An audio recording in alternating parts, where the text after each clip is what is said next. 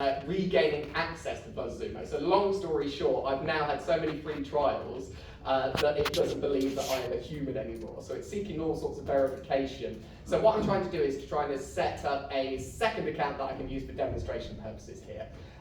So in terms of looking at that, because we don't have significant class numbers, and I know we've talked about it in previous weeks, and I know we've tried to set aside time, I don't envisage us using every single second that we have available next week. We've got 6 whole hours, and I would say our attendance is generally around sort of 10, 15.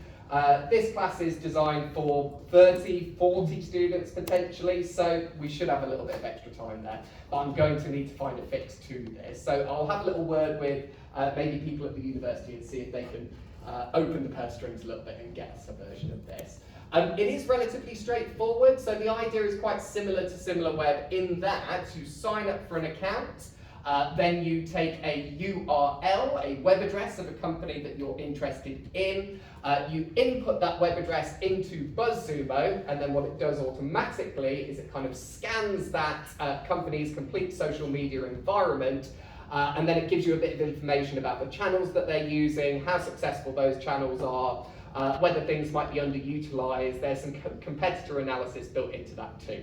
So it is relatively straightforward to use. I would have absolutely have preferred to have demonstrated it already, but it has proven a little bit trickier than expected. So I'll keep trying to work on a solution, and we should have a bit of time next week as well. That is a good idea, yes indeed. I like the practicality of that. Concerning in this context, what she said, I tried to upload, and there, I put my email, but they asked for my Facebook. I don't know why. Yes, this is what I'm getting now as well. So that was never the case before. You could just set up a free account. You didn't need to identify yourself as a human. I assume that that's because I've burned through about 5 different email addresses already for their free trials to this point. But yeah, it may be the case that it's now asking for other details too. Of course, you should be able to extrapolate yourself from that after the free trial process has finished from a data protection standpoint. I think it's because they have to have access to Facebook, sort of. Quite possibly, there are some kind of tokenization benefits for Facebook, things like that. Again, things like psychographic segmentation could be coming into the mix there. There's some useful data, essentially, that they can tap into. So think about your organisation, think about its competitors potentially, analyse what is currently working, what is not working, consider some of the tools that we've looked at, as we've mentioned. Think about their existing strategy, their channels, their audience profile. Lots of screenshots, okay, this is a really good idea for the interim assignment. 3,000 words, I know you've got a lot to write at the minute, but 3,000 words is not a lot of word count for this assessment. Yeah, it's a little. A picture tells 1,000 words. If it is in an image or if it is in a table, I will not count it towards the overall word count, okay? Very good. So my advice would be, in a very general sense, use images, screenshots, tables for identifying things, okay, statistics, things like that, and then use your word count for anything that involves critical thinking, the application of these things or the justification of these things, okay? That would be useful. About the screenshots, how big do you want them? Because there are a lot of screenshots. I will take them at any size. I'm not too fussed, in all honesty. I mean, as long as I can see them and interact with them. Can you just enlarge them yourself? To a certain extent, yeah. So we do have a bit of flexibility. So for example, we can download the original version of the file that you've submitted, and we can use that to maybe zoom in a little bit further. Turnitin is a bit restricted as a kind of system in that particular regard. Okay, so it needs so you see. Indeed, indeed. Because they are keywords, right? So you take a screenshot of your screen, then put it in Word, you have yes, indeed, you can use the snipping tool as well. Yeah. The snipping tool just lets you take sort of smaller, more focused screenshots. That could be useful potentially too. Yeah, that's what I'm using. And then we've got the full page capture system that we introduced to you earlier on. So you can take a picture of the whole web page all at once. I have a question about the reference. Go on. Because I'm already writing things, so Great. I want to know how I should use the reference. Like, am I supposed to do a bibliography? How? Yes. Yeah, so we will want a references list at the end of the document. I believe off the top of my head we've asked for 6 of the sources listed within the assessment brief to be used within your interim assessment itself. We've got 3 categories of sources within the assessment brief. So we have 1 category of sources that are kind of more weighty academic texts, things like your Chaffee textbook. We have 1 pot of sources within that interim assessment that relates to tools, things like SimilarWeb, BuzzSumo, as we've discussed already. How do you cite those? So you could just cite those as SimilarWeb. So you'd cite them to the company that's created that information. And the year that you... And the year that you've accessed it. Okay, and then referencing? And in terms of referencing, because you're citing it as a website, you'd include the URL, and the URL would identify what specific domain was being considered by SimilarWeb for your particular search. Yeah, but there is no name, there is no... But yes, we would absolutely accredit that information to SimilarWeb rather than to the website itself, let's say. Right, also, at this particular stage, you might want to think about a little bit of Tau's analysis, okay? Do we remember what Tau's analysis refers to and why this is the recommended model here? So, I'm sure you are all 100% familiar with SWOT analysis, is that correct? Yeah. Okay, strengths, weaknesses, opportunities, threats. Tau's analysis is like the grown-up version of SWOT analysis, okay? It takes the Tau's analysis and it goes 1 step further overall. In general, how many analyses we need to do? KPIs, and in general, it's in general, my question. SWOT analysis, KPIs, KPI, sorry. PEST, no, we don't need to do PEST.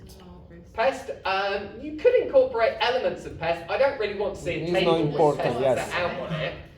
If we're feeling really funky, we can go 1 step further and we can do something called a telescopic observation. Oh. I do not expect this, okay? I just thought I'd let you know what it is.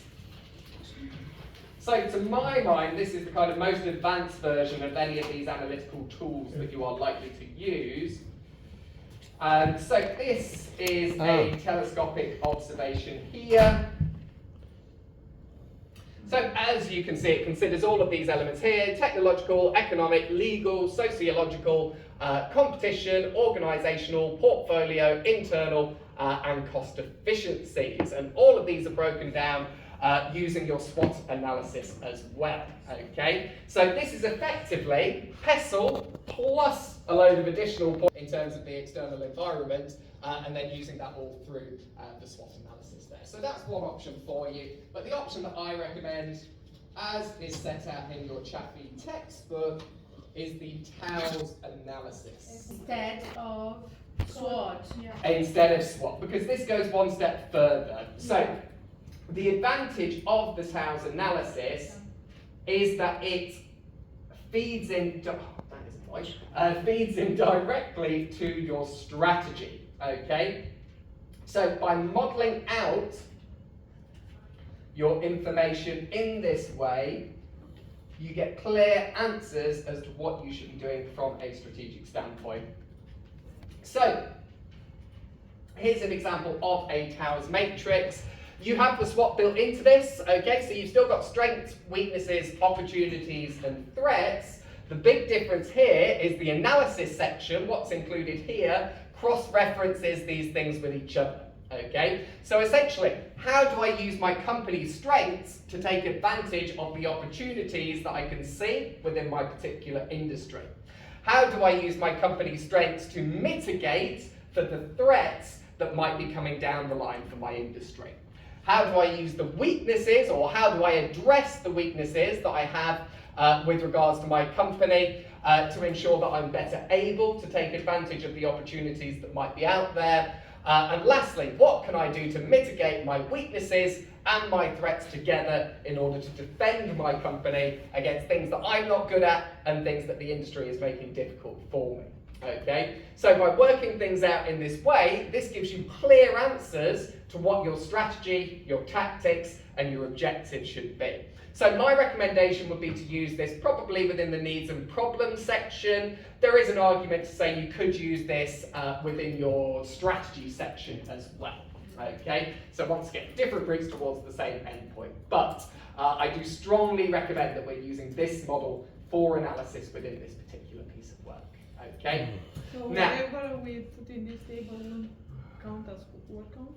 If it's in a table, it doesn't count as word count. Absolutely. Just a screenshot.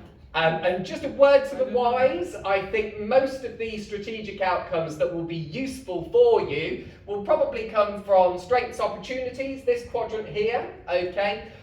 Maybe strengths, threats potentially, maybe opportunities, weaknesses, weakness, threats. This is going to come more into play in terms of the final section of the interim report, okay? Where you're talking about the disruptive digital environment and how you're going to protect yourself or take advantage of these new trends that are coming down the line. Those would be your weakness, threat type strategies, okay? So do make sure you're thinking about this particular model. I will say this is not just an academic model, okay? I have used this on real campaigns that I have worked on, and this is a very useful approach indeed. Yes, clients don't always want to see this set out in this way. Sometimes you take the meaning from this and just explain that to them. But this is a really great way to work out what your strategic approach should be overall for the work that you're doing. So let's make sure we've got a Towers analysis in there. That'd be very useful indeed. Right, let's jump back on into it now.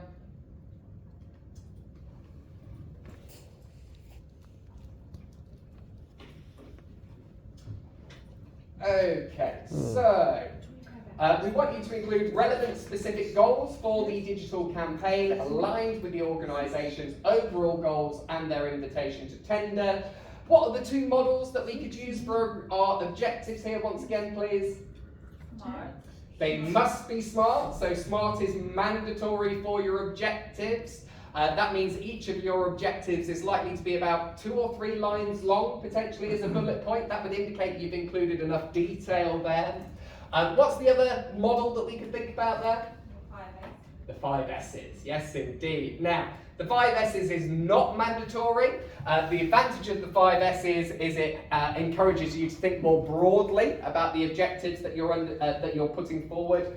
The disadvantage to my mind is sometimes not all of those points are applicable, okay? And some elements of this model, in my opinion, are not very well defined. Okay, so for example, the sizzle aspect of the 5 S's model. Essentially, all sizzle means is what is the USP of your campaign? What are you doing differently, essentially?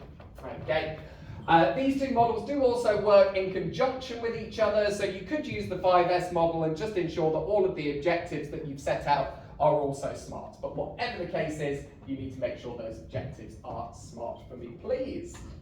Now, later on in today's session, we'll talk about digital metrics. This idea is relatively straightforward. Overall, there's a lot of similarity between metrics on different platforms. Ultimately, what we're talking about here is how are you going to measure success, okay? How can we know that we are doing things to generate attention and that we're maximizing the chances that we are gaining a return on our investment as well, okay? So each of the channels that you are proposing to use, they will be associated with different metrics that we would like you to think about. Not all metrics are created equally. One big challenge that you are going to face is a bit of a change in mindset, okay? Until now, many of us, we use social media, things like that. So we might think about things like likes, shares, comments as being the metrics that we are used to or that we think are important in some ways. When we're thinking about planning and running a digital marketing campaign, those metrics are likely to be different, or the metrics that are prioritized are likely to be different. So we might think about share of voice, share of conversation, people talking about this as alternative metrics there. So what I'm trying to say on that front is don't just go for the easy options when it comes to metrics. Think about your objectives, think about what you're trying to achieve, think about what you're going to have to show to this imaginary client at the end of the process, and use that to decide on which metrics are most suitable for the things that you're putting forward. There are some metrics that you can measure that are not strictly digital, okay, things like conversions, for example, but let's keep the majority of the focus around your metrics on digital marketing metrics rather than more traditional metrics, okay? So thirdly, you should summarise and justify the main theme or concept behind your campaign. including why you propose the target audience will care about it. So, as I mentioned already, it's vitally important that we include a customer profile within our work, and that customer profile should be quite specific, okay? Now, there might be an argument to be made with some particular clients that that customer base is quite broad. If that's the case, you could give us an overview of the shared characteristics that they might have, but we still want a defined customer profile in there. Who is this specific campaign going to be targeted towards? Yeah, because when we have like a huge range of age, for example, if you target like from 18 to 45 years old, for example. Too much. So it is, but sometimes it's the reality because it's not only one age that when I buy your product, especially juice, for example. So you'd have different options in that scenario. One option would be to create more than one customer profile for different people within the same group. Obviously, that's going to take a little work.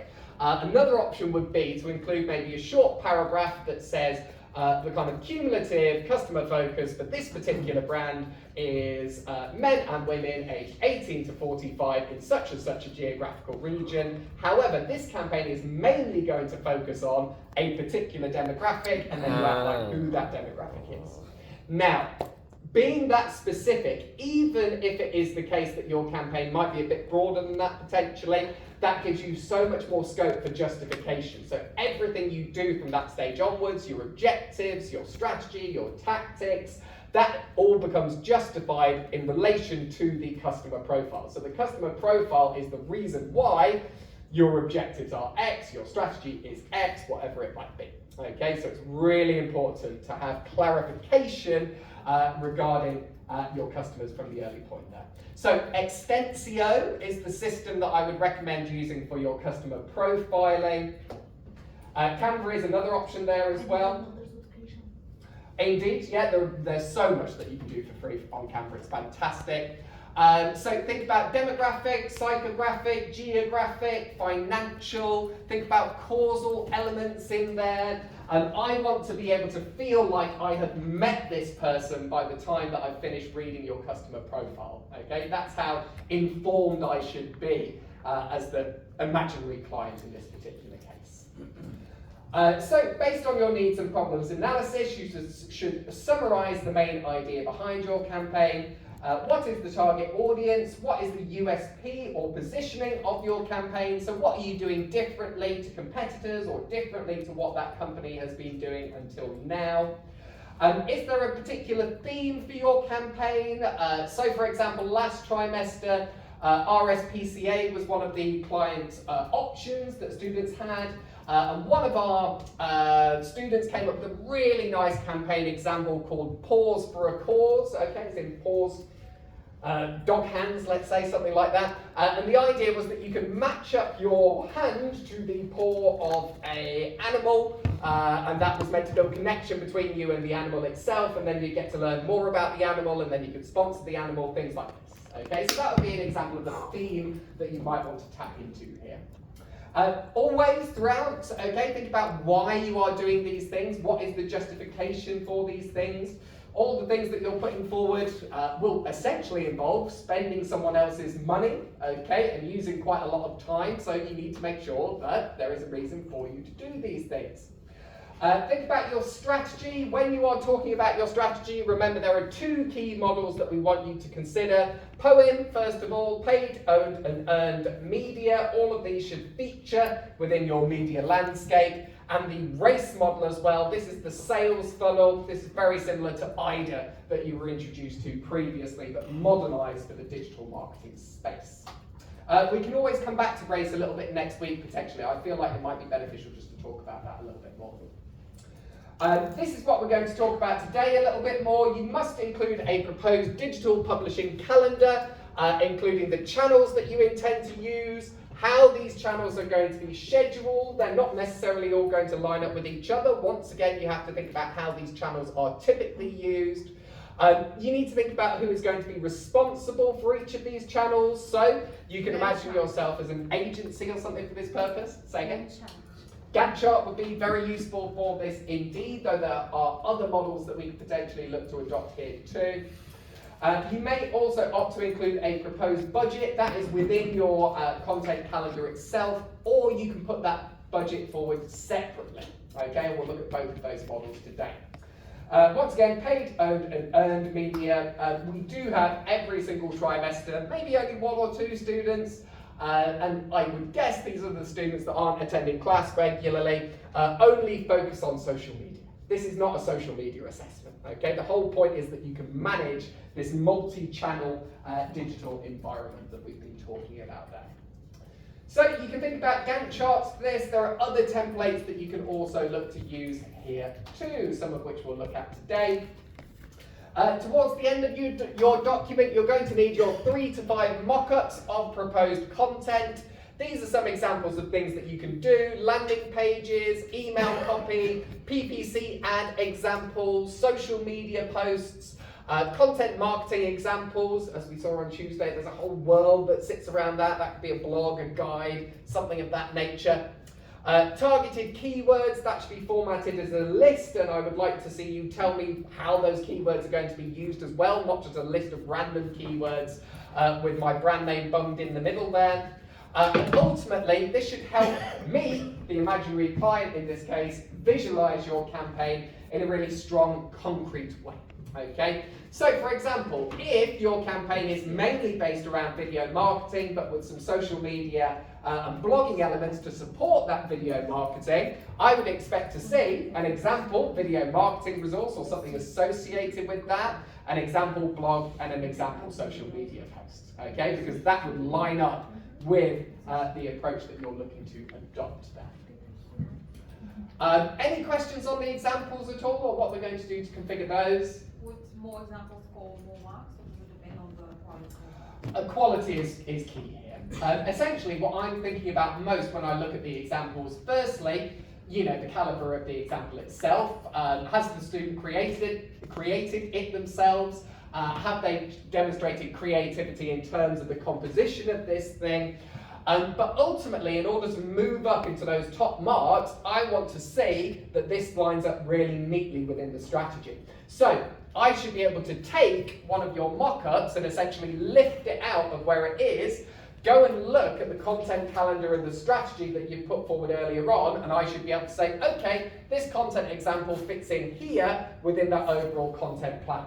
Okay, so that's the level of specificity I want. And so, for example, if we do an email marketing example, I don't really want to see emails that are just saying, hello, we are the RSPCA and we do X, Y, and Z with animals, please donate today. That's far too general, okay? Instead, I want to say, hi, thank you so much for signing up for the RSPCA. You're one step away from changing the lives of animals across the country. Would you also like to sign up for our newsletter? Something like that, okay? There has to be a purpose within the communications that you're putting forward. And that purpose should align with the stage in that race cycle, in that content calendar that you're putting forward. So once again, I just really want to emphasize this. So you could really do 3 and be a good quality. Absolutely, absolutely. 3 of a very good quality can score the exact same mark as 5 of a very good quality. Okay, so yes, it's about quality rather than quantity, as long as you're hitting that 3 example minimum. We did have a couple of students use AI to generate their examples last trimester. AI is not currently capable of doing that to any reasonable standard, or certainly not in the way that these students were using it. Please do not go down that particular avenue. Once again, you can use AI to, for example, create a video or to create an image, something like that. You could use it for coming up with ideas, but within these mock-up examples, I want to see your own work, ultimately, okay? Because that shows that you have understood the requirements of what is needed in this particular place. So let's not go down that particular AI avenue. One other problem that we had, and this led to a few academic offences going forward last trimester, was students took examples of existing campaign resources and passed them off as their own resources, okay? So please don't do that. If you are panicking at the last minute and you haven't got this aspect of your work done, you are probably going to score more highly based on the work that you've done already than you would do if you end up getting an academic offence allegation proven against you, and therefore you have your mark capped But at what 40. do you mean? They just took like a blog copy and put it. Yes, so for example, they might have been doing the RSPCA and then they've just typed in RSPCA social media post into Google, and then they've copied and pasted an image from Google Images of an RSPCA social media post and just put that into their work and said that's their own work. So you cannot take, I don't know, because you also have to explain what they're doing already, right? Yes, that would be fine at that stage of the document, that's not a problem, but the thing is, the brief sets out really clearly that you should have created these documents yourself. Oh no, I thought it's like in terms of similarity, the Turnitin will show it as Similarity is a very blunt force instrument, okay? So there's no magic similarity level that means that you're going to get an academic offence. I have seen work that is scored in the 80s with Turnitin similarity levels of say 40%, maybe higher, okay? And I've seen work that has been put forward for an academic offence that was proven for about 2 or 3% similarity, okay? So I wouldn't get tied up with similarity percentages, because my job as the marker is to go through and to work out what is your own work, what is not your own work, and to validate what that Turnitin similarity checker is telling me. Okay, so yeah, don't worry too much about a percentage. Finally, you should include a short assessment of potential challenges or disruptions to the digital environment over the coming year that might impact your proposals. We just need a few paragraphs on this. If you're introducing multiple considerations, think about using diagrams or bullet points as well. And this is the bit that I really want to emphasize here, okay? Lots of students lost a lot of marks here. For this particular element of your report, this is 20% of your marks overall, okay? So this is a really significant component of your overall marks. Aside from your strategy and the end result of that strategy, this is by far the biggest bit, okay? So last trimester we did have some students who thought this just meant what could go wrong with the campaign in general. You've already sort of talked about that earlier on, okay, so we don't need to rehash that at this point. And the other mistake that students made in some cases was they talked about things that are not new within digital marketing. So for example, they talked about algorithms being updated or something like that. Well, you know, okay, that is disruptive, and okay, it might change the current situation, but ultimately, digital marketers have been managing algorithm updates for decades at this point. It's nothing new. So really, in this part of your work, we want to be hearing about artificial intelligence, we want to be hearing about maybe the metaverse potentially, we want to be hearing about blockchain potentially. These are the types of topics that we deem to be kind of cutting edge and therefore worthy of being discussed. Okay, even if the link isn't kind of explicitly clear between your proposal and between these technological developments, if you can put forward a good argument as to how your idea ties into one of these new forms of technology, I'm absolutely fine with that. The point is to demonstrate that you understand how this new technology could change digital marketing approaches. Yeah? Any questions on this element? Go ahead. I like more information about in the second point. Drink Brand Innocent is looking to raise awareness around the launch of the new flavor smoothie. Yes.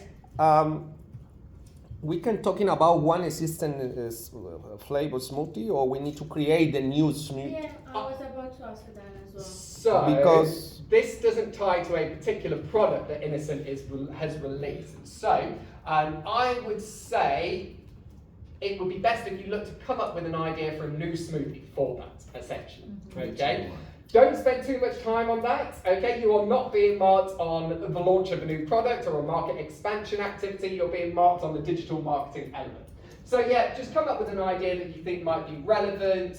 One idea that popped into my head when I read the brief was, what if they did a smoothie range with protein involved somehow, like a workout smoothie, something like that. Okay.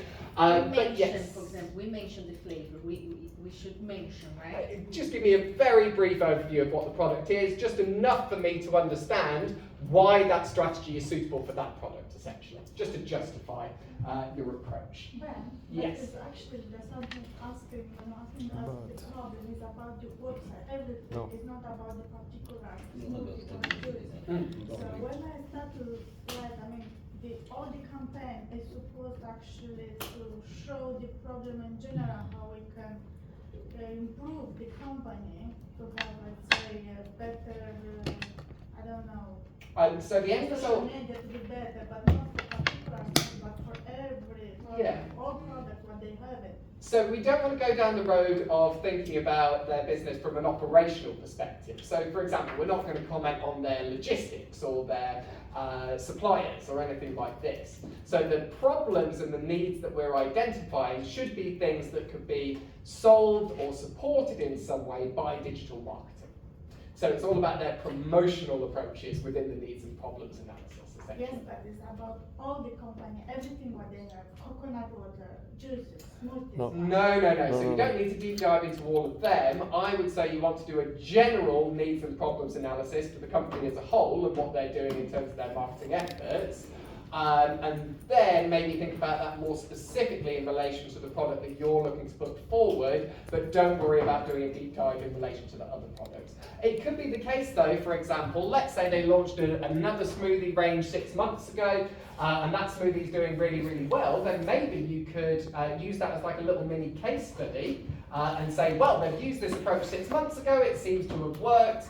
We are going to look to develop this approach and try this approach again with this new particular product range. So again, lots of different routes towards the same endpoint, but I would say no, we don't need that deep dive into each of their different product ranges there. That would be too much detail, too much work dedicated to that, I think, overall.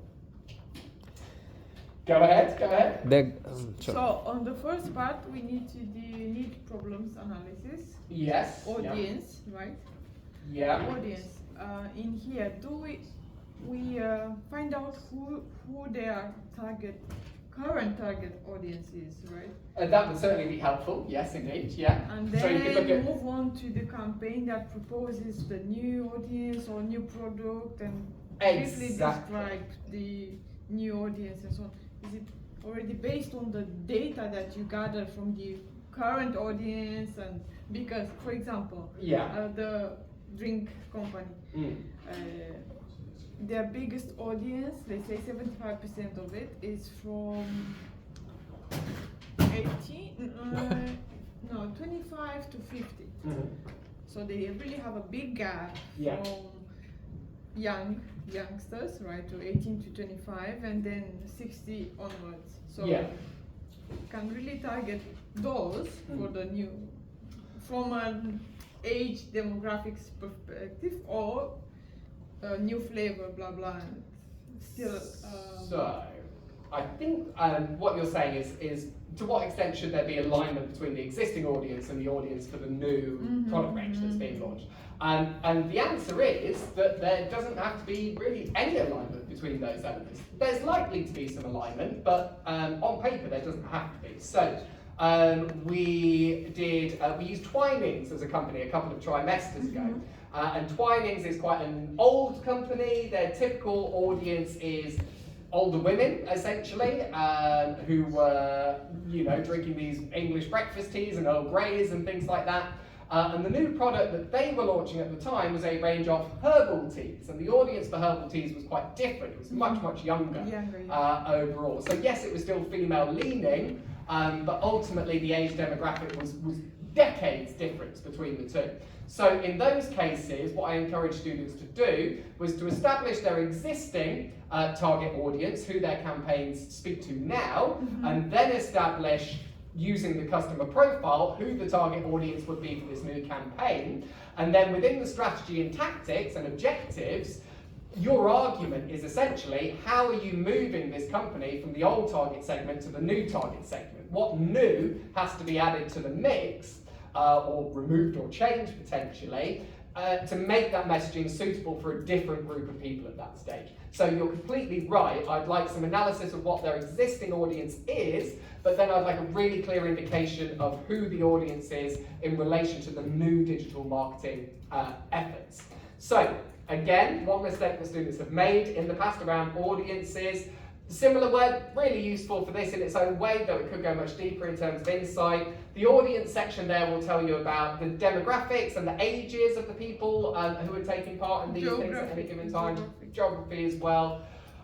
Just because these people are visiting the site already does not mean that they are the target audience for the things that they are doing. Okay, it just means they are the people who are ending up on the website. Okay. Now, hopefully, it is the case that they're trying to appeal to these people, and therefore they are the people coming to this website. But what I'm trying to say is you are not wedded to, you are not tied to the information that is coming out of SimilarWeb with regards to audiences. You can absolutely propose a new audience, and then with your campaign, kind of maneuver us from one target audience to the other, essentially, and show us how you're going to approach this new group of people. So say, for example, with Twinings, we identified that for their old approaches, they'll be using social media platforms like maybe Facebook, for example, because they're typically an older audience. And for the new target audience, because they're younger, we would want to use Instagram and TikTok instead, potentially. So that would be an example of how our strategy and our tactics could change on the basis of our audience changing. So your audience might be exactly the same as the audience that the company is already approaching. Your audience might be slightly different to what they're currently approaching. Or they might if you encounter different problem points, right? Yes. Pain points, yeah. Pain indeed. points in their current audience. Yes, You can yeah. address those pains, just change the product. Audience is the same. Yeah, potentially, yeah.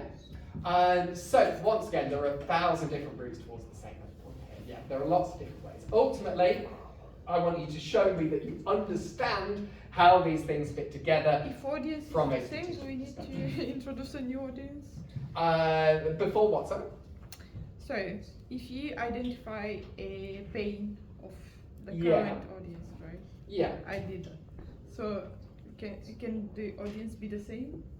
Yeah, absolutely. So it could be a case that your audience is already there, but we're not doing enough to speak to that particular audience. And so therefore our strategy, our tactics could be about how do we speak to that audience segment more effectively overall. How do we deliver the value we have, but just translate it into to the audience because they don't understand some stuff. Yeah, and we might want to think, I mean, it might be the case that we have more than one target segment that we're focusing on. I would say it's not really needed for this assessment. You can do everything you need to with one customer profile here ultimately. But yeah, you might have different aspects of your campaign dedicated towards different customer segments potentially. Yeah. Horses for courses. We need to analyze the gaps of the company. Yes. These gaps is according to is related with the new flavor smooth. We need to connect these gaps with the new flavor or something like that. Potentially. Because they could be tied in. Yeah. Because my question is why I need to analyze gaps if you don't have relation with the new product, for example. Yeah, so ultimately, what you're identifying in your needs and problems analysis should be informing your strategy.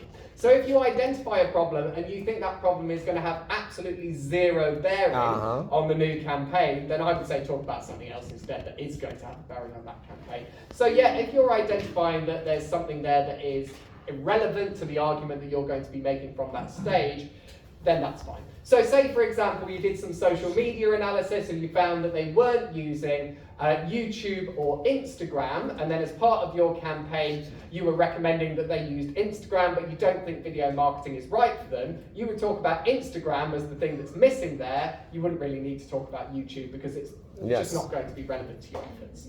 Maybe they have gap there, but it's not important to explain this gap. This is it. It's about the relevancy of these particular things. Indeed. So, as we'll talk about after the break, we need to be thinking about our KPIs, okay, our key performance indicators. What does success look like in this particular case, okay? So, in terms of some of the metrics we'll discuss, these could include things like site visits, they could include things like dwell time, that is how long someone has spent on your web page. Pages per visit, this indicates how much they enjoyed being on your website, how much they wanted to explore once they got there, what the relevancy of the website was. Download, so that indicates a micro conversion potentially, maybe they're downloading a guide. Could be downloading the app potentially as well. Things like likes, shares and comments, though as we'll come on to later, these don't actually tell you as much as you might want them to. Ultimately, your sales is going to be one of your sort of top level goals there, alongside your retention of these customers as well. And things like email sign-ups, that's another example of a micro conversion that you think might be important. So let's just have a little look at calendars and scheduling. So these are some of the things that this approach to scheduling can do for you. I would say in my life, certainly as a copywriter for an agency, probably about 30% of my time was spent doing something in and around this, okay? Content ideation, content scheduling. So, firstly, in terms of scheduling, this allows us to structure our planning more effectively, to make sure that our efforts are being put in places and at times that are most likely to generate the results that we are looking for. Secondly, they can help to generate consistency, and this can help to reinforce your brand voice and your brand salience overall, so that your customers understand who you are and what it is that you represent.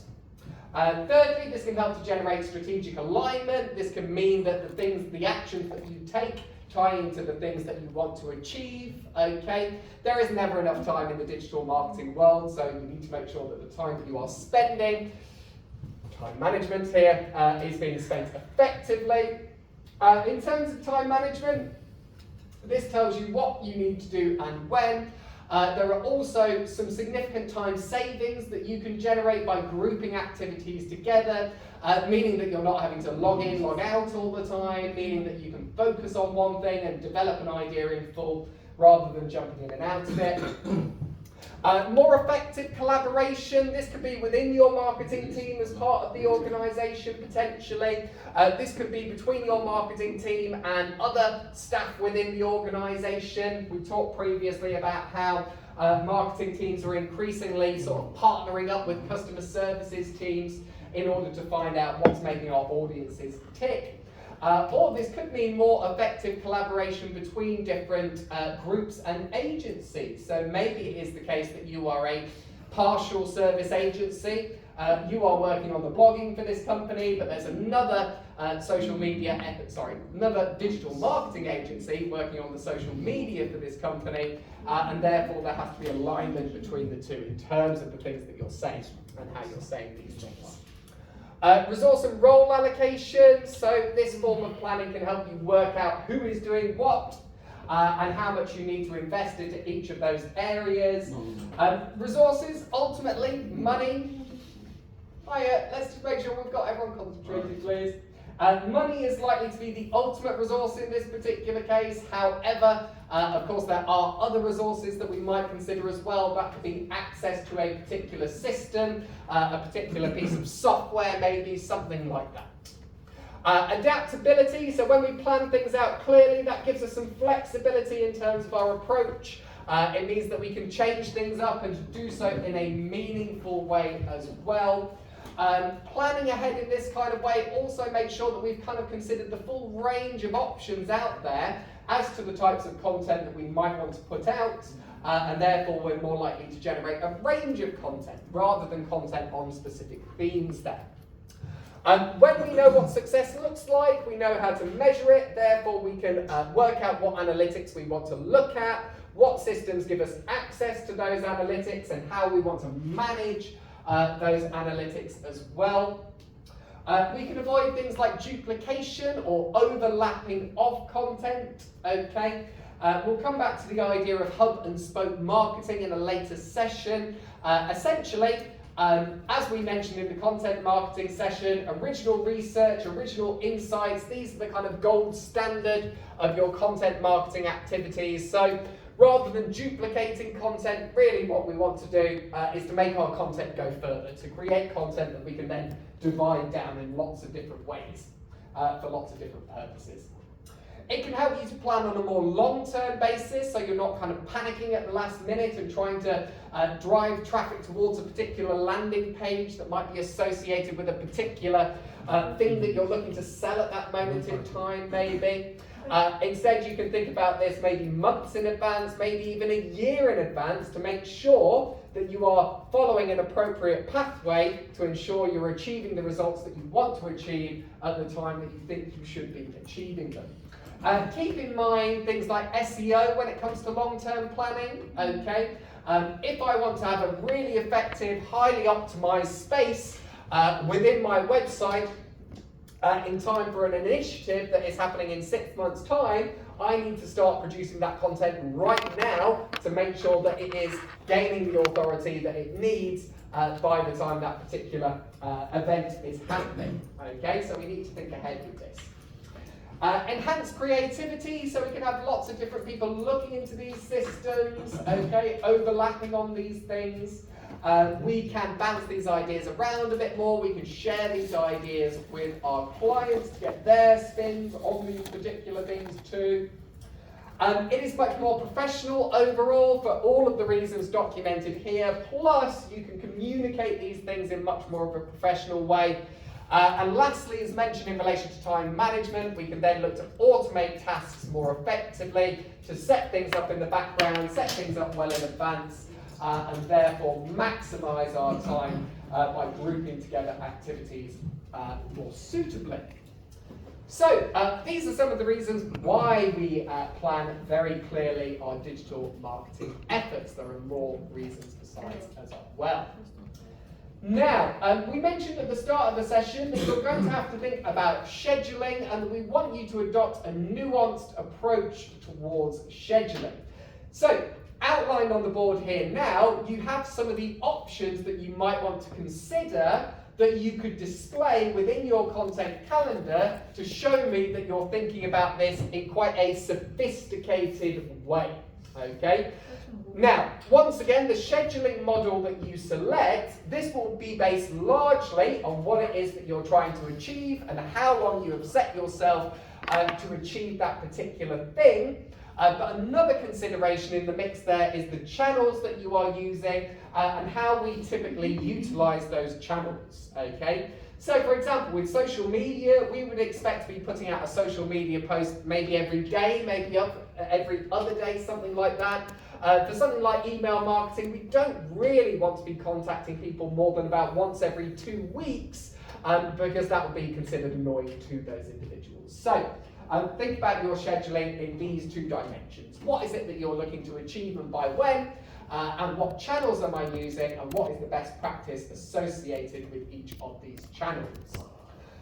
So, several examples of different ways of scheduling here. Obviously, all of these things will be visually represented within your content calendar. So, effectively, I can look at your content calendar and read from that which of these scheduling options you are going ahead with. Okay? So, do think about implementing one of these. Firstly, we have our pulsing schedule. So for pulsing, just like your own pulse, okay, you maintain a kind of baseline of effort, so you're constantly putting in some degree of effort to your digital marketing activities, but then your efforts are spiking in relation to particular peak times or events, okay? So let's say, for example, I am a supermarket. Obviously, I want to be marketing to my supermarket customers on a consistent basis, but then maybe I run campaigns around, I don't know, Father's Day, Mother's Day, Christmas Day, Easter, Valentine's Day, maybe even the Euros as is going on at the moment, okay? The pulsing element of my campaign would mean that I could put in more effort when each of these important events is about to happen, and therefore capitalise on the attention that is being generated around that particular theme at that time. Remember what we talked about on Tuesday, okay? In digital marketing, it is so much easier to find a wave and surf that wave by identifying events that are relevant to your company and then piggybacking off of those events and the attention that they're just going to generate by virtue of being there, rather than us trying to create that wave ourselves and trying to create something that is so interesting that it's going to draw everyone in towards that place, okay? What is being pumped out of your marketing department is not going to rival Christmas in terms of its importance, okay? To put it a short way. You can think about a flighting schedule. So a flighting schedule is quite similar to a pulsing schedule, but ultimately it doesn't have that base level of effort in the same way. Okay, so instead you move from intense periods of activity to intense periods of inactivity. So let's say, for example, I don't know, I was running a campsite and my campsite was only open for 6 months of the year. Am I really going to be chucking a huge amount of money at my marketing efforts in the dead of winter, okay, in the middle of December, something like that? Probably not, okay, because there's no return on that investment that's likely to come quickly. Probably, what's more likely is, I will start my marketing efforts maybe in March, April, something like that, in spring. That means that I'm in a really good place to market throughout the summer when people are likely to be visiting my campsite. And then in October, November, I start to wrap things up and I kind of shut up shop for the year and then start again from the next year. Because ultimately, resources are limited, okay? We can't just be on all the time. That is not really an option that most companies have. However, you can adopt a relatively continuous approach. Obviously, the extent of resources that you're providing on a continuous basis will be determined by the amount of money and the amount of time that you are likely to have, okay? Again, continuous, this will probably be suitable for things like supermarkets as well, maybe things like sports retailers, okay, fashion companies, though I would say they're more likely to be around the pulsing sort of level there. Any company for whom they don't necessarily have high points and troughs over the course of the year. They're pretty consistent in terms of their sales rates, let's say. You've also had things like seasonal scheduling, does exactly what it says on the tin. This is similar to your pulsing or your flighting schedules, and this builds towards particular seasons, okay? So this could be an event, potentially, at Christmas and Easter, something like that. If you're a fashion company, this could be about moving from one season to another, potentially. Maybe your fashion range specialises in things for summer and therefore you put much more effort into your marketing approaches over summer. You have burst scheduling. Now, burst scheduling is very similar to flighting scheduling, okay? Burst scheduling works on a shorter kind of time frame though. So whereas a flighting schedule might mean, I don't know, 2 weeks on, 2 weeks off, something like that. A burst scheduling might mean you do 1 day really intensively, 1 day of no activity, another day really intensively, another day of no activity. So burst scheduling works on a shorter time frame, but is ultimately similar to a flighting schedule. And then you have reverse and countdown scheduling. These two ideas are very similar indeed. Reverse scheduling is essentially working out, or both of these essentially, is working out when something important is going to happen for your brands, and then working out backwards from that point, what actions do I have to put in place to build up to that particular activity to make sure that I have that online visibility at the time where it is needed, okay? So, somewhere within your reports, probably within your strategy or tactics, and also mirrored within your content schedule, I would like you to be talking about at least one of these options here, and justifying that in relation to the campaign that you are running. So why have you chosen one of these scheduling approaches in order to run your campaign? You might use multiple iterations of this. For example, you might have a continuous social media effort with a burst email marketing strategy running alongside it, okay? Or, for example, you might have a continuous social media strategy and have a seasonal blogging strategy that builds up to a particular moment that is important to you. So, just remember that you can overlap these things. It is still viable to an extent, but what we don't really want to see is just you doing certain things in certain months and not doing other things in certain months. That's not often how marketing campaigns work. And unless you're justifying it as, say, a seasonal campaign, something like that, we don't want you just saying, we're doing nothing during the first month and we're doing everything during the final month. Okay, again, that's not really how these campaigns typically work. We want you to show that you understand how the different elements of your campaign might work together, might be able to fit together in some way. So, in terms of a scheduling process, in real life, what you'd be looking to do is to set a time frame, okay? So, how often are you going to plan out this work? Typically speaking, monthly basis gives you a nice amount of focus. You could even go down to weekly basis or daily basis. If it's seasonal, we must go by week, right? For example, if we have a 3-4-month campaign, Yeah. then we go weekly. I would say if there's any degree of detail in that campaign, then absolutely weekly would be the best option there. Yeah. If it was the case that I was putting out content every single day with regards to that seasonal campaign, I could potentially break that down on a daily basis as well, because then you can see exactly where all the information is going and when things need to be published. So yes, it's horses for courses, and I would say broadly speaking, the more intensive your campaign is, the more things that you are putting out there, content examples that you're putting out there, the more broken down your schedule should be. Okay, now the schedule within the interim assignment brief, that is a month-by-month schedule for 3 months. Okay, now that is perfectly serviceable, that can do what it needs to do for you. However, as we've kind of hinted at there, it might lack detail in some way, so don't feel that you're wedded to that particular means of scheduling. You can choose to do weekly, monthly, potentially even yearly if you can justify it, forms of scheduling there. Okay, so do feel We can choose one. Indeed, yeah. So we've got some examples coming up for you of different types of schedules for different time frames there. So yeah, you can use the one within the interim template, or you can mix it up potentially. And if your campaign's really intensive, there's a lot of things happening all the time, I would recommend maybe break it down by a day or week instead of month, essentially. Yeah, Because that gives you a something much more realistic. No? Yes, so the vast majority of content calendars that I've created in the past, 3 they months. work either on a daily or weekly basis. Oh, really? Indeed, yeah. But we were putting out quite a lot of content for those companies at the same time. Oh, I think. Think about important dates for your company.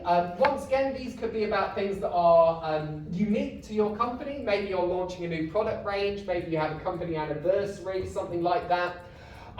Think about potentially events. Can we think of what events might be important for companies? We've got a lot going on over this summer.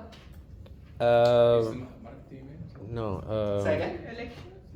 We've got the election. That could be an event for some companies, absolutely. Election. We have some.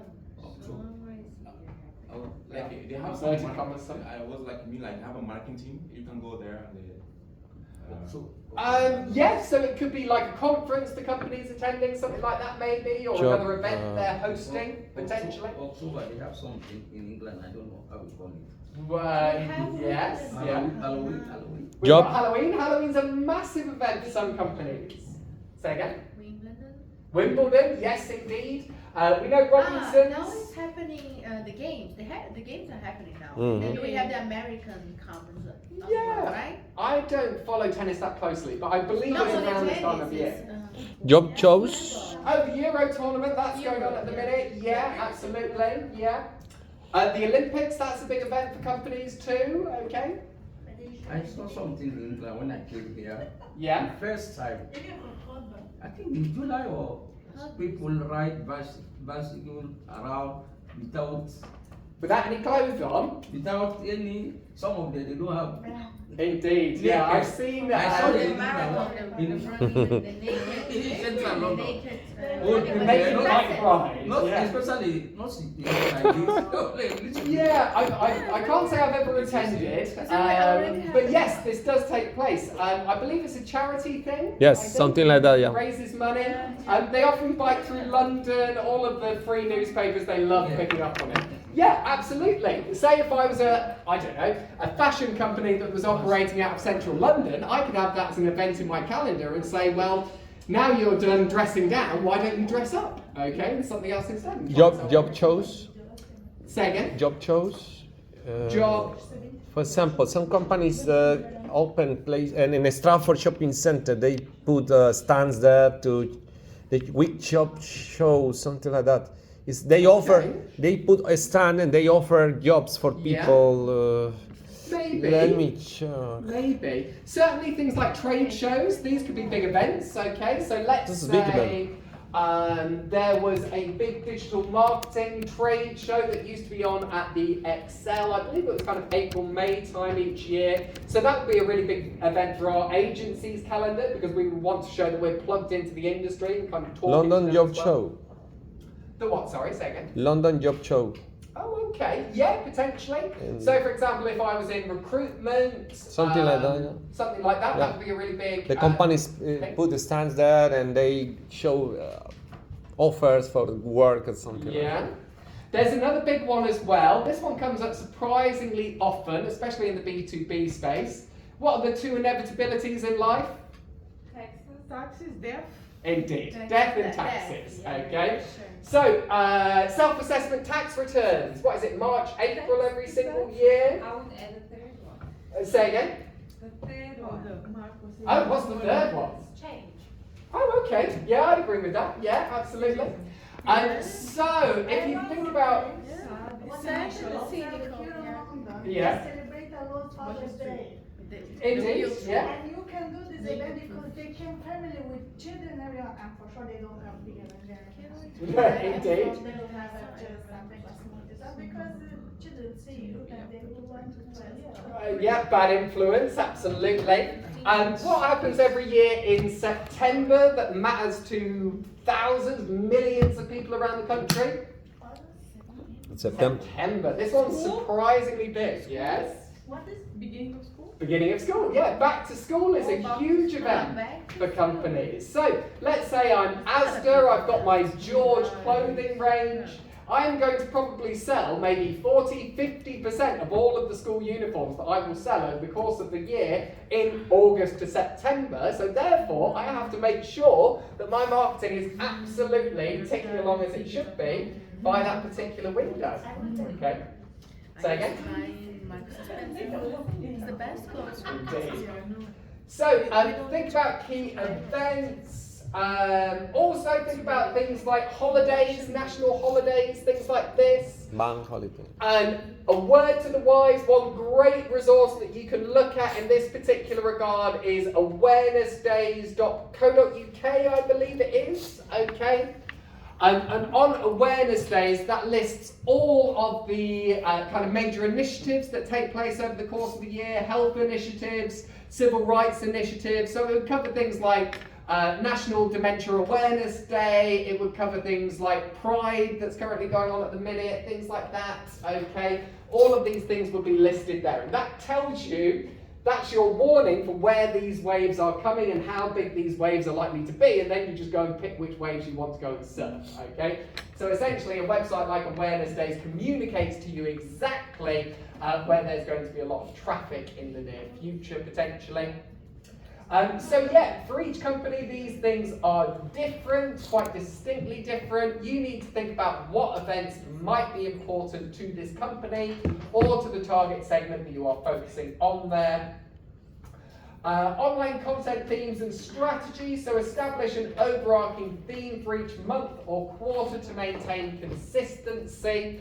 I gave you an example of this previously. I used to work with a life coach who lived in Thailand and just spent all her time on the beach not doing very much at all while we made her money. And the agreement that we had with her at that particular point, we would put out 4 blogs per month. There was one blog that was like a reflection on what she had done over the course of the last month.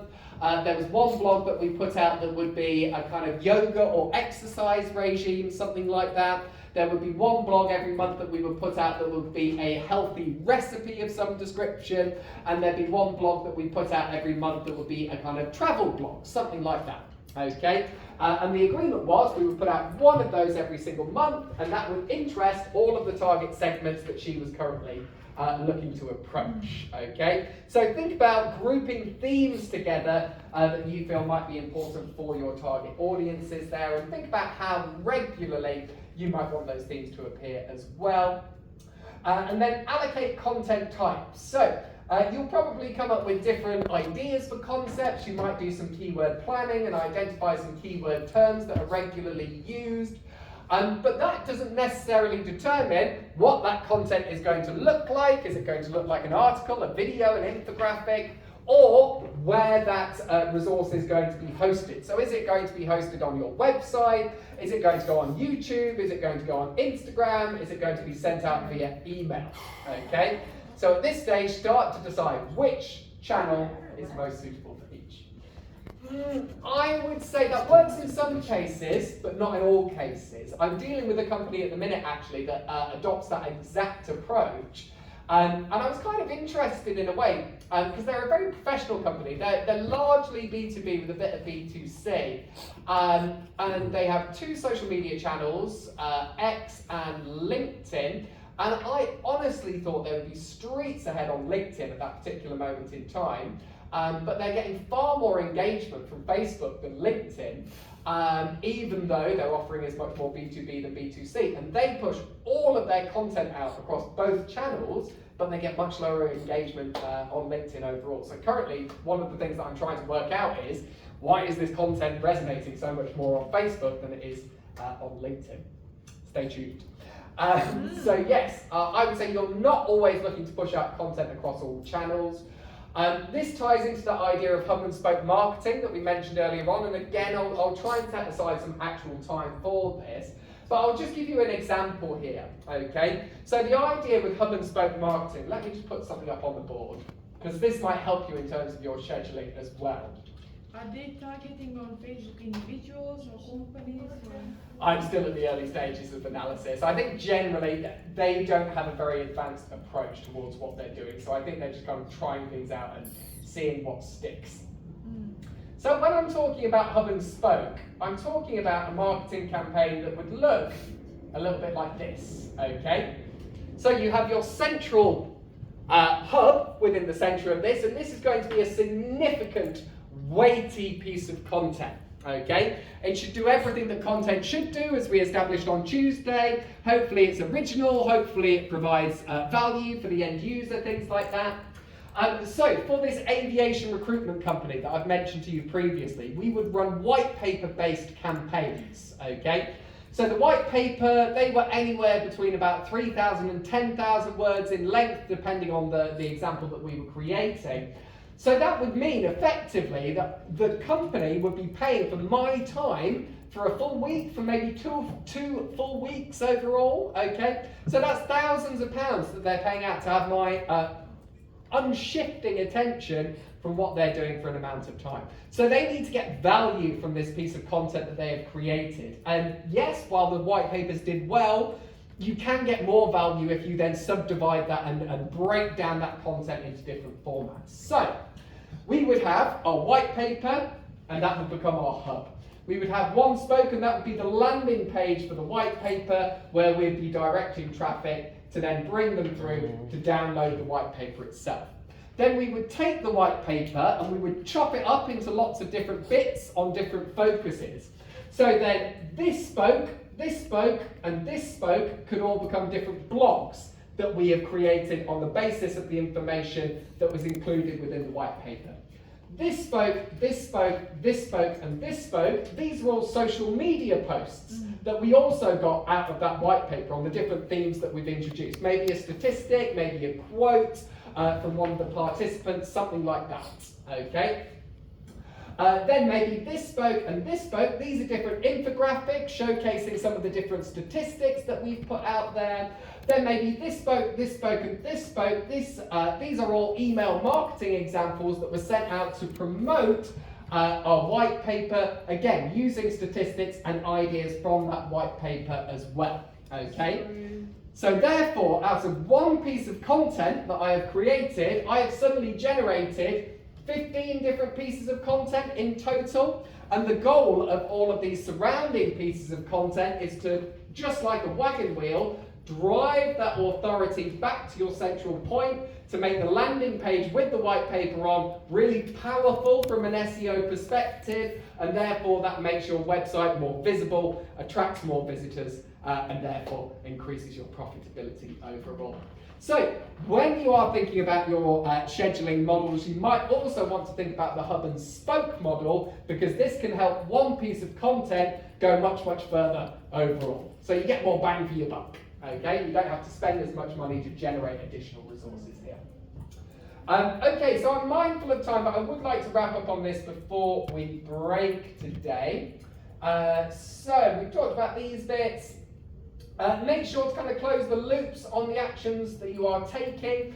So if you are, for example, sending out an email that is encouraging people to come and contact your company in some way, you need to make sure that those people know that there is a form of interaction that has now been established there. It helps you to assign responsibilities and communicate these internally. You don't need to think about this too much for your interim assessment. You might just want to mention briefly somewhere in the mix that these are the things that your agency does, and these are the skill sets that are kind of prevalent within your agency, let's say. Then you want to look to set a publication schedule. So in terms of scheduling, we might want to think about when that particular thing is important. We might want to think about the type of content that we're using and how long it takes that particular type of content to mature. So for example, if I was scheduling a paid advertising example, I could expect immediate results from that. If I was publishing an organic ranking related resource, something like a blog, then I would want to publish that 6 months before the event to make sure that it had time to generate the authority around it at that particular time. Okay. Also, in terms of scheduling, we might want to think of the day of the week that we're scheduling these things on. Remember, Google Trends tells you, or gives you an indicator, that 5-2 pattern that we looked at, okay, 5 days up, 2 days down, or 5 days down, 2 days up, potentially. And that tells us when people are searching for the things that we're putting out there, and we want to put those things out there at the right times. We might even think about scheduling in terms of time of day. Okay, so what time of day are people typically looking at the types of resources that we're putting out there? We want our resources to be landing with them at the exact moments where they're likely to be looking at them. One just little tip with regards to scheduling when it comes to times of days. People are really good at spotting patterns, okay? This is one thing that humans are actually quite effective at.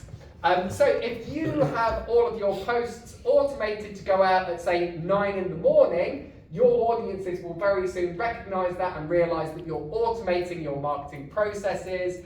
Ideally, they don't want to see that being the case, so when you're scheduling, schedule for 9:03 instead, okay? Because that then won't create that pattern of association, and therefore your audiences will think they're being communicated with in a more organic way overall, in a more natural way, okay?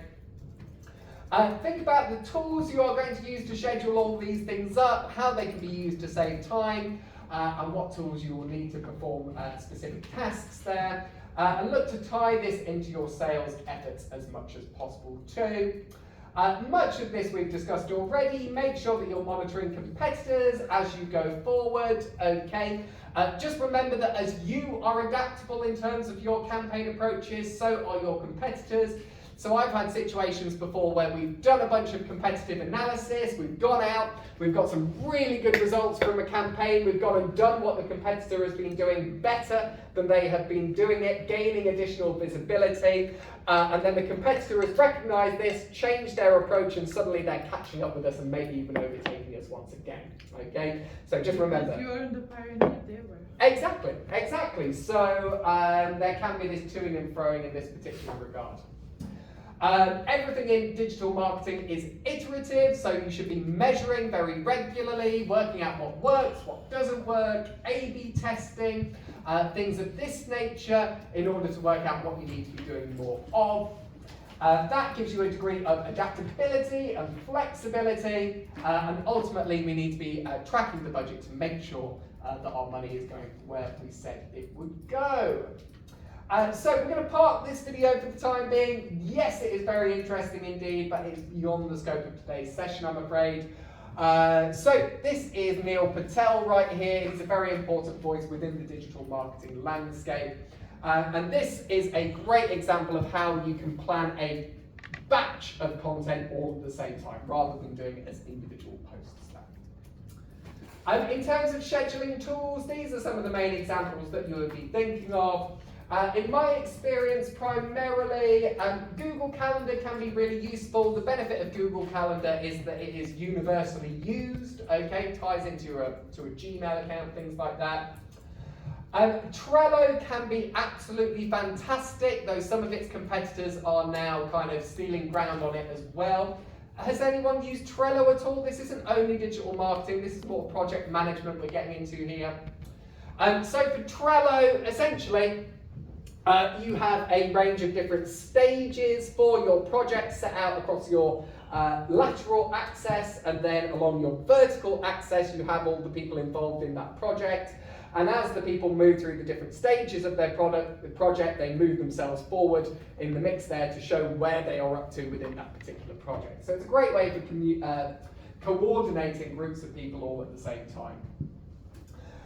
Co-schedule works in a relatively similar way, but it is more adapted for marketing in particular. This one is becoming more popular overall. Hootsuite is fantastic for social media management, okay? So through Hootsuite, you can have all of the social media channels that you are currently running. So if that's one company, that could be maybe 3 or 5 different social media channels. If you're running an agency, you can have 20, 30, 40 different social media channels there for all of your clients combined in one place together. You can have competitive analysis running through this particular tool as well, so you can be keeping an eye on what your competitors are putting out there too, and lots of other wonderful things besides. Hootsuite is really easy to use. I'd say it's a bit like WordPress in some ways, that is very adaptable indeed. The one problem that I always used to run into with Hootsuite is that different social media platforms allow information to be formatted in different ways. So what I would love to do is to go onto Hootsuite and say, okay, put this post out across Twitter, Facebook and Instagram all in the same way, but the image might appear completely differently on Facebook as it does on Twitter and Instagram. And so sometimes you just have to be careful to make sure the formatting is coming out. But if we want to use this website, we need to pay. We need to pay. Yeah?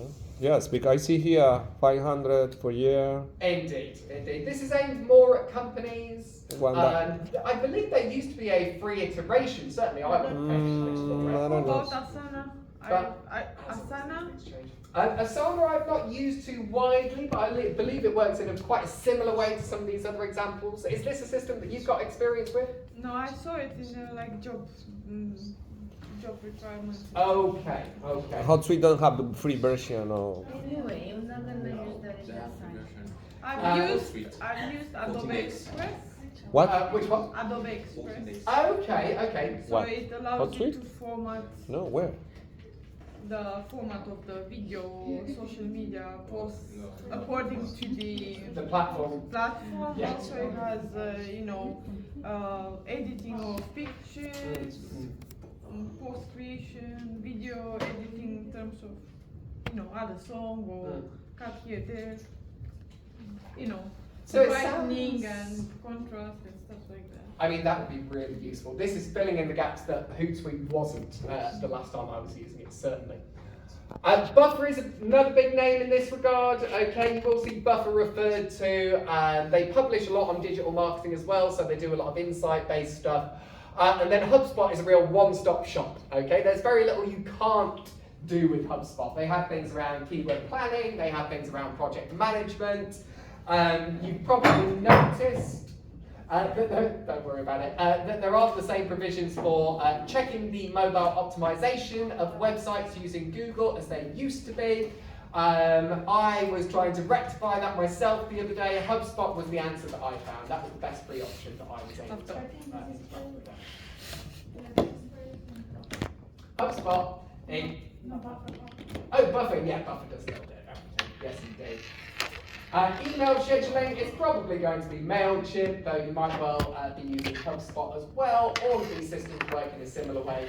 Once again, you can upload your database here, you can upload your templates for different emails, you write up the copy for each of those emails, then you pre-schedule them, and they can go out either based on a time-based trigger, so after a certain amount of time, or on an action-based trigger, so someone takes such and such an action, and then an email is sent to them in response to that. Okay? Right, content calendars, just before we wrap up today. We've already talked about quite a lot of this. I just want to put the examples up on the board, and if you have any questions, do let me know. I was asked for examples of this earlier on in the trimester. eConsultancy have put together a number of different templates that you can use for your scheduling activities. Again, eConsultancy are a fantastic marketing-related agency.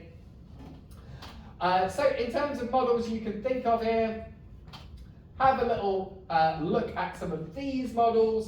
So firstly, this is SEMrushes. This is more of a kind of day-by-day type schedule. Okay, so as you can see, we've got our dates set out here, and we've got our days of the week set out here. This gives you a huge amount of detail. I would argue you're probably not going to be going into this much detail for this particular campaign that you're developing for your interim assessment, but there's no reason why not to, okay? If you feel confident doing that and you think it would add to your overall argument, it just means you're going to have to come up with more content ideas overall. But this is very much realistic, okay? If you were working for an agency, or if you were managing a campaign within a marketing department, this is the type of thing that you might expect to see, okay?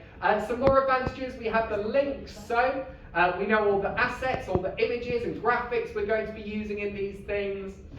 We have copy for each of these posts as well. I believe these all relate to social media posts. We can see the publishing status of these things, and we have a link to the published versions of these posts so we can go back and check them later on as well. So for my money, this is a really effective scheduling sheet, however, potentially a little bit too detailed for your purposes. We have this version here from HubSpot. Okay, this is a kind of month-by-month campaign, though obviously this is broken down on a day-by-day basis. So as you can see, we talked about earlier different forms of scheduling. We've got some continuous scheduling going on here, and then we have more kind of, what would we call this? Maybe burst, maybe flighting scheduling of these blog posts and social media posts there, okay?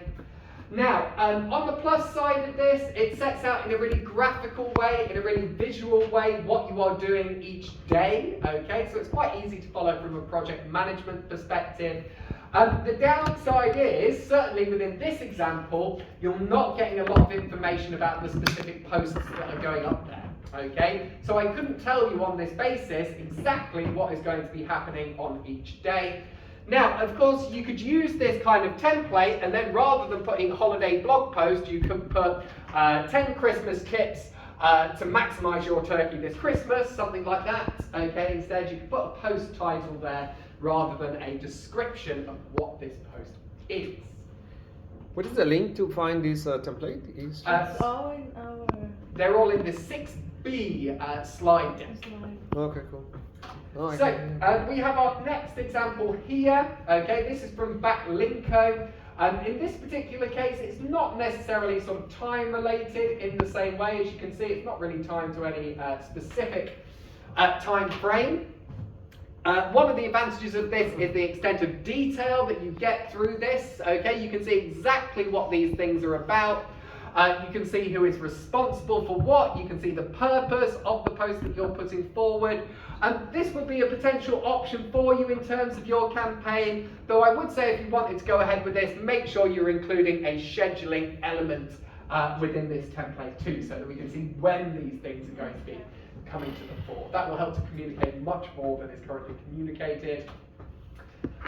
We have this example. This simply uses Google Calendar. Okay, so as you can see, this is broken down on a month-by-month basis.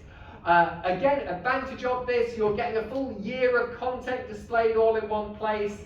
The disadvantage of this is you do not know about the specific content examples that are being used at each of these times. Once again, we have different forms of scheduling going on here, okay? So we have, for example, continuous scheduling for social media, because social media lends itself to continuous scheduling. And for SEO, we don't want to be taking our foot off the gas, so we have continuous scheduling for that as well. And then, what would we call this? Probably seasonal scheduling around the paid campaign at the top here. Because it's an expensive approach, they don't want to be paying for it all year. There's only part of the year where this is likely to be valuable to them. So, just a little reminder, do make sure that you're showing that kind of scheduling nuance within the module that you're putting forward there. You have this from Buffer. Again, this sets things out on a kind of month-by-month basis. Again, the benefit is you know exactly what is happening one day. Things are scheduled in on a very tight basis in relation to time as well.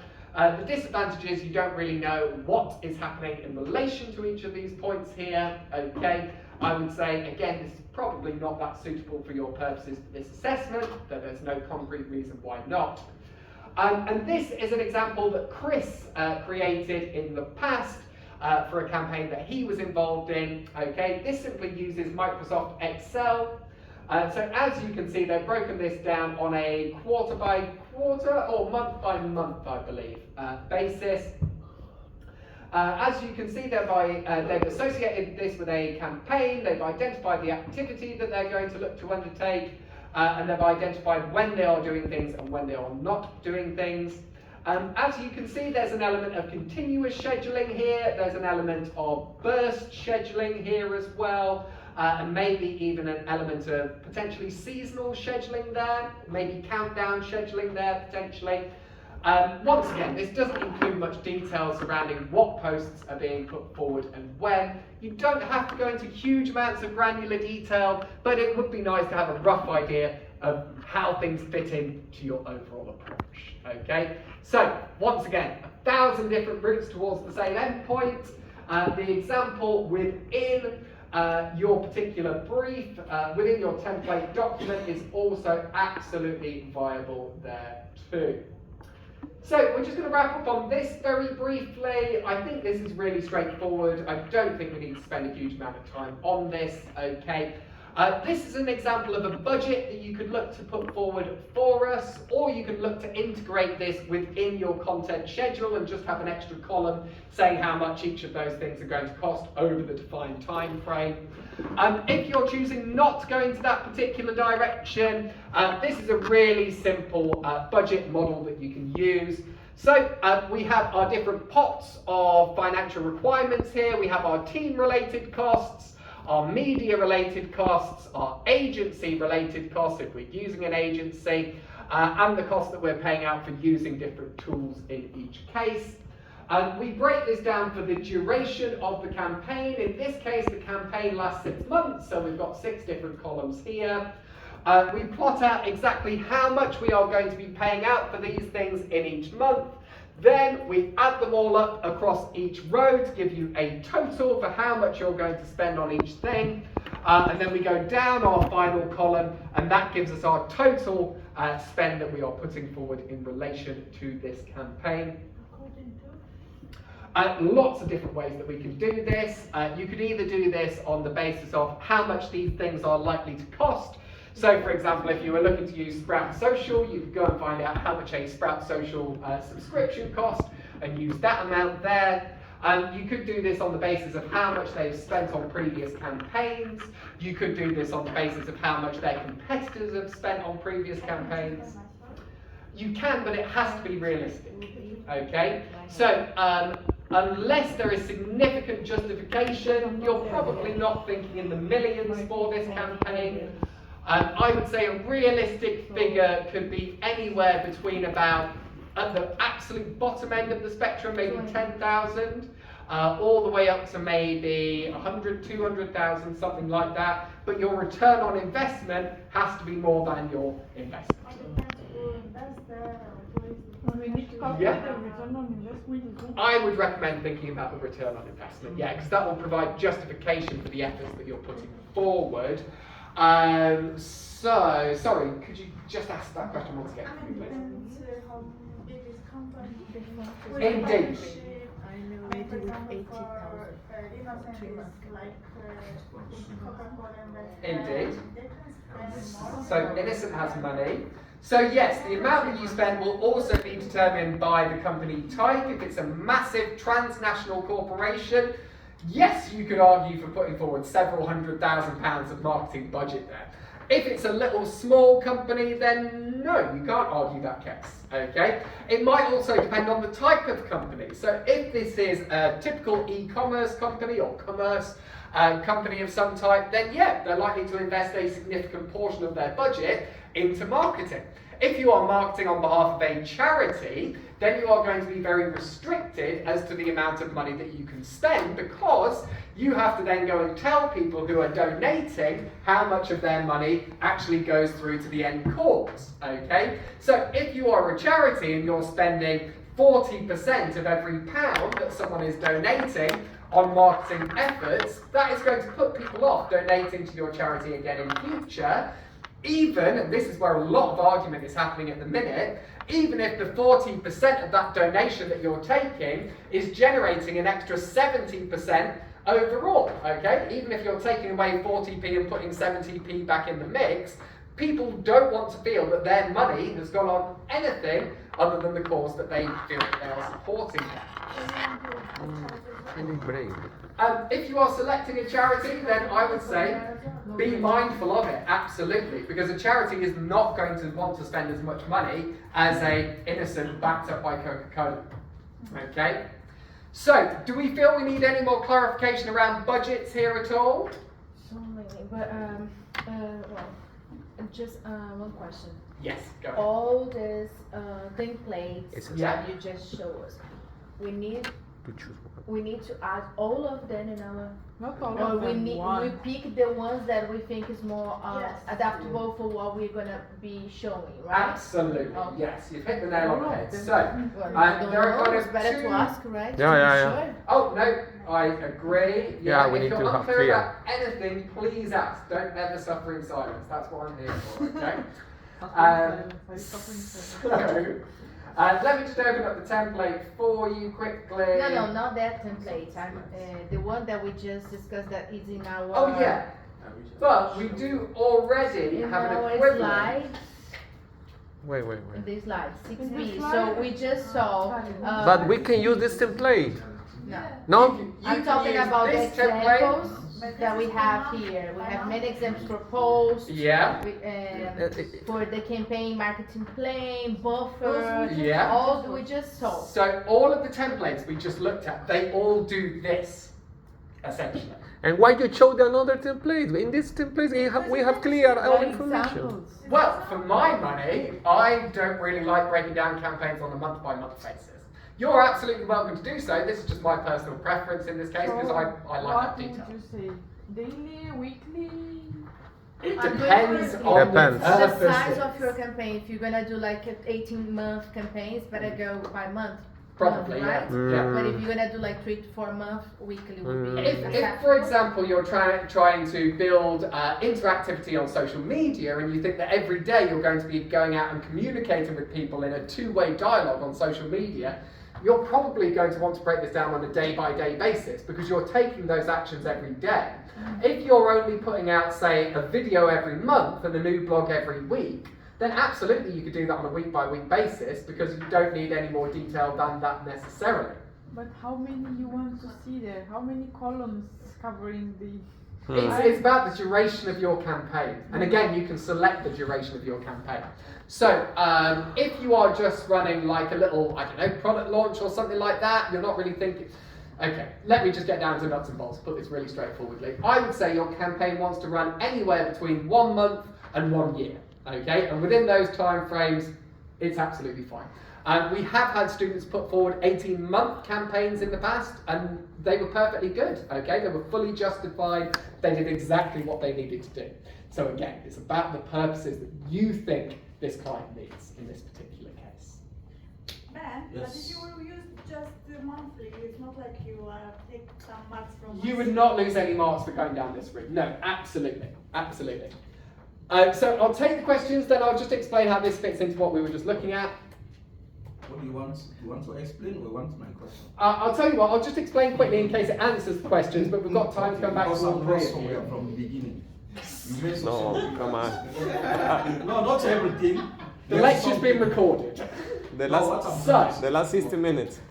in terms of this specifically, all of the examples that we've just looked at, Buffer, HubSpot, XYZ, they are all just different versions of this. Okay. And any of those versions are viable, but we only want one of those included. One form of content. Okay, then you reply, you answer my question actually, because Yeah. that's what I want to know. You want only one calendar, or you want many of them? No, only one calendar. Only Even one. for the post? Yes, but again, the type of calendar that you choose will be determined on how regularly you intend to post. At the time. So if you're posting on a daily basis, I would say use a day-by-day calendar. If you're posting on a weekly basis, maybe use a weekly So calendar. basically the information is the same, no? The division of the information is dependent on how much information you're putting out there and how regularly you're putting that information out there. Now, key point number 2 around this, just before we open up to questions, is, as you can see, we've got budget set aside here. If you are taking this approach and you feel that your budget has been suitably outlined here, that is fine. You don't need to include a second budget for me, okay? But if you have not included a budget here within your content calendar, then we want that separate budget document, and the budget document should line up with what's in this content calendar. So, say for example, just to go back to what we were looking at earlier, so, I don't know, let's have a little look here. So, we're doing display advertising right across the board here with a lot of display advertising in June. Therefore, within my calendar, I would want to see display advertising month 1, month 2, and then doubling or tripling in month 3 to reflect what is being done in the budget, to make sure there's that alignment there. Like we did in marketing communication. Yeah. Budgeting schedule, right? Yeah. Absolutely reuse everything you've used in the past in that regard, yeah. This is why we're not spending a huge amount of time on it this time round, because we're kind of borrowing skills that you've already got from other places too. So yeah, any other questions around this Yes. before we break today? You mentioned 3 topics from the beginning: animal charity and ethical, financial, and software. Mhm. See, this one, you see, we have to bring them for the assessment, written assignment. I don't know. So for the Well, written it's- assessment, you have to choose one Yes. of those companies Yes. and develop the campaign. But this one has nothing to do with, no connection with those, and it depends. This one, these 3 topics, if you choose one company with that 3 companies, Yeah. choose one. I think, according to my own company, I choose. This has nothing to do with it.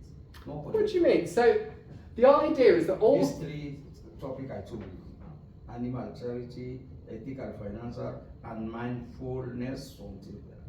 well, they're not the examples from this trimester, they're the examples from last trimester. So the examples you should be looking at are in the assessment brief,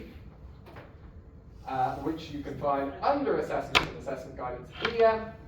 And your options for this trimester are displayed here. So you've got the campaign for rural England, Innocent Smoothies, and Able and Cole, which is a food delivery brand. Okay, so it's one of these 3 companies that you have to choose. And essentially, you're going to think about what is it that they want to achieve. So, for example, CPRE, they want to increase engagement. So then we want to establish who are we going to engage with. Then and that will be the customer profile. Then we want to establish our objectives. So how are we going to increase engagement for this company? Then on that basis, we develop strategy and tactics that allow us to increase that engagement. And then the tactics that we set out there, they all get represented and outlined within your digital calendar. Okay? So this is what I mean about having a thread running through your work. Yeah? So your strategy, your tactics that you're setting forward to solve the problem that's put forward in the brief, they should be very visible and very accessible through this in particular. Okay, let's end it for now. Any other questions before we break?